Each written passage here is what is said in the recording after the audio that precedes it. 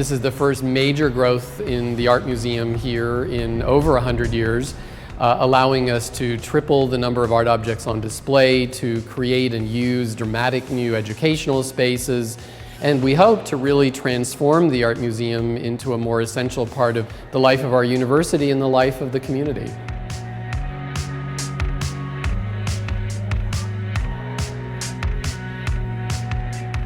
Prior to construction, we were really only able to show about 3% of our holdings.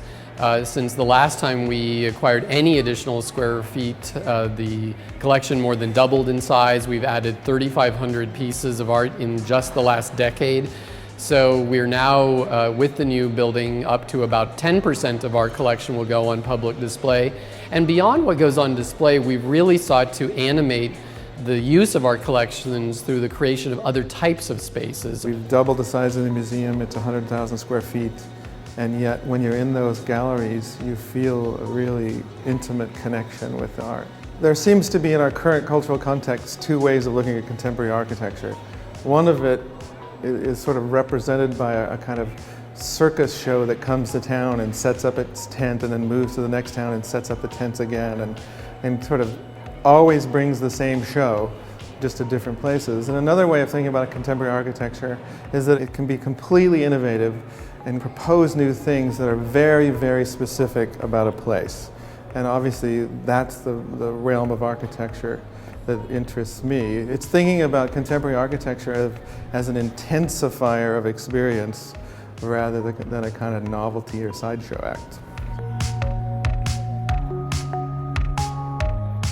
I think the building as designed, with the enormous concrete cantilevers, the steel frames filtering the light, the sense of mystery and wonder inside with the transparency between the galleries, all of that has a kind of tension between calm and contained and open and extended. And there's a series of overlooks that you encounter that you can glimpse back to where you've been, or into a new gallery, or down into a gallery that you didn't know was there. And that sense of wonder and mystery is extremely important to me. It allows the architecture to be new. Every time you see it, you see something you haven't seen before, or a relationship you haven't seen before.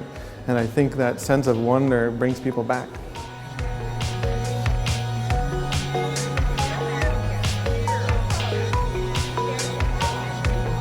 We see the museum here as really being for everybody. I always argue that the arts are an essential part of our human experience, because visual art in particular, I think, is one of the universal languages we have, but it also speaks to our highest aspirations and achievements as a people.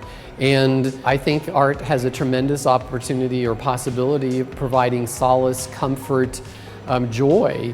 And I think maybe those things are even more needed at a time of economic difficulty. The fact that we are a free admission museum, have always been, and I hope always will be, I think really seconds that and reinforces the idea of the world of art as a common good, something that's available to all of us and that we want to emphasize should be important for everyone's life experience.